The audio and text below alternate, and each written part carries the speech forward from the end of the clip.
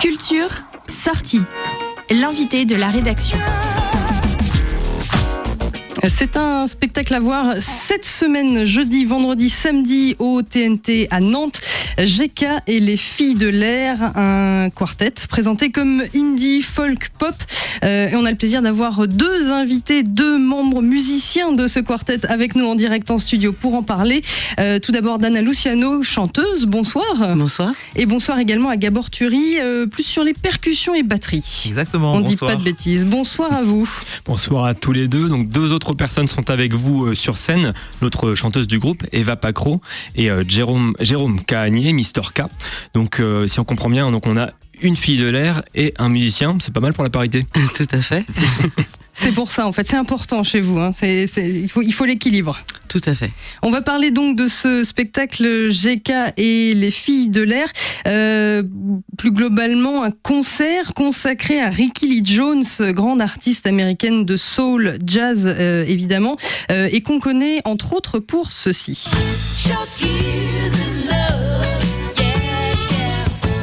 C'est un extrait de Chucky's in Love, 79, c'était sur son tout premier album d'ailleurs, Rickie Lee Jones. Ça vous évoque quoi, vous, ce titre-là ? Nos chers invités. Ah, ils en restent quoi ? Il n'était pas né, je crois. Ça peut quand même évoquer des choses, hein, c'est pas grave. Tout à fait. Moi, je connais très mal Rickie Lee Jones à la base et sa musique. Donc, j'ai découvert Rickie Lee Jones en fait en intégrant ce projet. Donc, c'est ça qui est bien avec la musique aussi. Ouais, c'est vraiment chouette. Et j'aime beaucoup ce qu'elle fait. Je trouve que il y a beaucoup de mélanges. C'est très éclectique en général. Donc, moi, ouais. J'aime assez ça. Ouais. Et Dana ? Je vais reprendre. C'est vrai que, à part moi, j'ai pas découvert en intégrant le groupe, mais Rickie Lee Jones a bercé ma jeunesse, mon adolescence, avec d'ailleurs un de ses très proches, Tom Waits. Un amoureux même, hein, Tom Waits. Oui, c'est pour ça que j'ai dit très proche. Très très proche. très proche. Donc voilà, Rickie a bercé mon adolescence, et puis comme disait Gabor, c'est un univers ultra riche. On s'est même surpris nous-mêmes, pensant la connaître, Eva et moi-même, puisque c'est vrai qu'on la connaissait d'avant. On s'est surpris à découvrir des titres extraordinaires. Vous dites, Eva et vous-même, c'est vous qui avez initié ce spectacle consacré à l'univers de Rickie Lee Jones ? Alors c'est vrai que l'idée, effectivement, vient des nanas. Hein, il faut le dire. Et il faut le dire. Excuse-moi, Gabor. Donc, en fait, oui, on travaille beaucoup ensemble avec Eva sur d'autres projets. Ouais. Mais des projets, on n'était pas forcément vraiment ensemble complètement. Et j'adore chanter avec Eva. Nos voix se marient merveilleusement bien. Et j'avais envie d'un projet avec elle. Et du coup, voilà, je l'ai emmené dans cette histoire, et Rickie Jones a tout de suite été le nom qui est apparu dans nos amours communs. C'était un de vos points communs. Voilà, Eva depuis très longtemps avait envie de monter un projet autour de Rickie. Et justement, comment cette rencontre a eu lieu avec vous en tant qu'artiste et justement cette chanteuse qui est Rickie Lee Jones ? Alors, vous parlez de « Nous ne l'avons pas rencontré ». Non, mais cette rencontre... Non, mais vous parlez de votre adolescence. Est-ce que du côté d'Eva, c'est les mêmes titres qui vous résonnent ? Oui. On a effectivement les tubes comme Chuck is in Love que vous avez passé. Il y en a d'autres, That There... mais je vais pas tout dire non plus, parce qu'il faut que les gens viennent découvrir l'univers de Rickie. Il y a beaucoup de Lucky Guy. Ouais, aussi.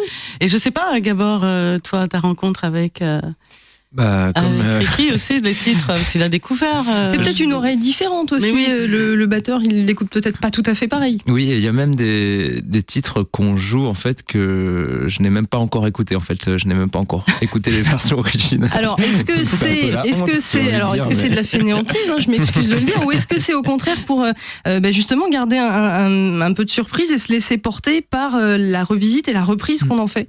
Alors, il y a des deux, mais il l'avoue. Je l'avoue complètement, mais c'est vrai que le fait de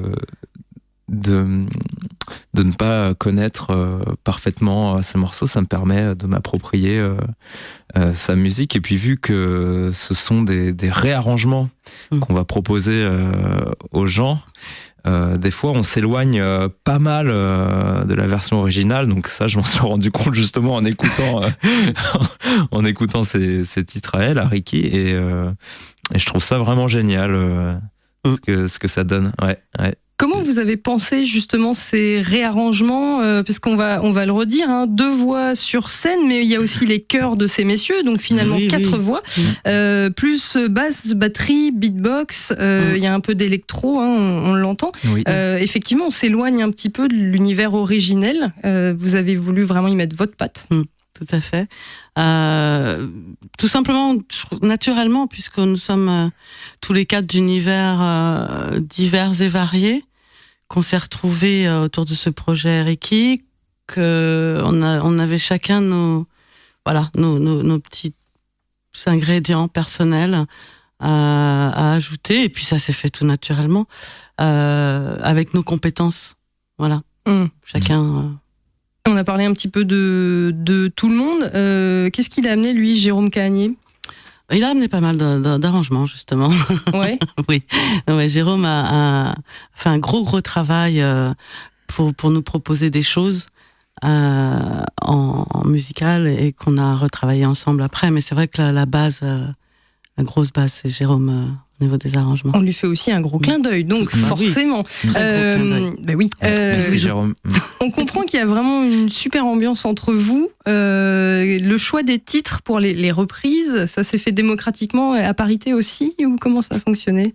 Tu veux répondre ? Allez Gabor. C'est difficile pour moi à répondre parce qu'une fois de plus, je vais encore dire la même chose, mais j'ai pas écouté complètement toutes les versions. Donc, comment on fait du coup pour choisir et dire ouais, ça je le reprendrais bien quand on connaît pas le titre ? C'est une force quand même. On choisit pas, on se laisse guider par les autres. C'est ce que j'ai fait. Je me laisse porter par la vie de Eva et de Dana, qui connaissent vraiment bien. C'est les filles de l'air en fait qu'on choisit. Mais pas que. Jérôme aussi a travaillé, parce que c'est vrai qu'au début on était tous les 3 sur les recherches. Beaucoup d'heures d'écoute. On a réécouté avec grand bonheur d'ailleurs Ricky Lee Jones, comme je disais tout à l'heure, pour dénicher des perles. Et puis voilà, il y a des morceaux qui nous ressemblaient plus aussi, c'est ceux-là qui nous ont attirés. Voilà, ça a été un... Ce qu'on comprend en tout cas, c'est qu'il n'y a pas besoin de connaître parfaitement Ricky Lee Jones pour apprécier le spectacle GK et les filles de l'air. Absolument. Ben oui. Absolument, c'est GK et les filles de l'air. C'est ça. C'est 4 personnalités musicales, personnalités tout court, et voilà. Et on a des choses à dire, et à exprimer à travers ces textes, et à elles aussi, qui sont, il faut le dire, je le précise quand même, Ricky Jones était très engagé. Oui, c'est quelque chose qu'on ne perçoit pas forcément avec l'anglais. Avec l'anglais, et puis même avec la légèreté de certains titres, le parti pris musical, mais dans tous les cas, Ricky pouvait être très très engagé. Sur quoi alors, si on peut en dire un peu plus ? Sur quoi ? Sur les hommes, sur l'humanité, sur la condition des Blacks, des Afro-Américains, sur la politique. Voilà, et puis elle aime parler d'elle aussi. Ricky disait qu'elle aime les chansons qui parlent d'elle, et c'est vrai qu'elle parle aussi de sa vie, tout simplement. Voilà, et de ce qu'elle ressent, elle, dans la vie, et que chaque album qu'elle a pu composer est un flash instantané sur un instant de sa vie. Donc c'est vraiment très, très personnel. Voilà. Donc dans votre groupe, quelqu'un s'occupe de beatboxer. Qu'est-ce que ça apporte à l'ensemble ? Alors à la base, c'est vrai que j'ai été appelé pour beatboxer, mais au final je ne vais faire du beatbox que sur un seul titre. Ah, finalement, d'accord. Et non, mais parce que c'est quand même quelque chose qui doit se travailler si on veut bien le faire. C'est assez difficile, j'ai essayé de m'y mettre, d'autant plus que je suis assez exigeant avec moi-même. Et au final, j'ai tout d'abord essayé de commencer par intégrer un petit set de percussions, le plus minimaliste possible. Donc au départ, j'avais peut-être un caron en guise de grosse caisse, un tambourin, éventuellement une caisse claire. Et l'idée aussi, c'était d'intégrer des sons un peu électro. Donc voilà, j'utilise des pads, un échantillonneur. Et donc oui, au final, ça c'est plutôt bien goupillé comme ça. Et voilà, il y a un morceau au beatbox, c'est tout. C'est bien de le souligner. Il est quand même là, il faut le dire. Non, mais on l'aura compris, il y a tout un univers qui est développé. Et puis, on comprend aussi que l'univers vocal est très important sur ce spectacle qui vous est proposé, GK et les filles de l'air. C'est à partir de jeudi, ce jeudi 3 novembre et jusqu'à samedi à 19h au TNT, allée de la Maison Rouge à Nantes. C'est pas très loin d'Hôtel-Dieu, pour ceux qui connaissent pas encore. On aura donc le plaisir de retrouver Dana, Eva, Jérôme et Gabor. Allez, je vous appelle tous par vos prénoms. Yes. Pour cette semaine de spectacle. Merci à vous d'avoir été nos invités en direct ce soir dans nos studios. On va écouter un extrait d'ici quelques instants. L'extrait, c'est Little Mysteries. C'est pour celui-là qu'il y a un clip, une vidéo qui a été tournée à retrouver évidemment sur le web. Et puis sachez également que Sun vous fera gagner vos entrées pour ce spectacle. Ce sera sur notre page Facebook. Merci à vous. À très bientôt. Merci. Au revoir. Au revoir.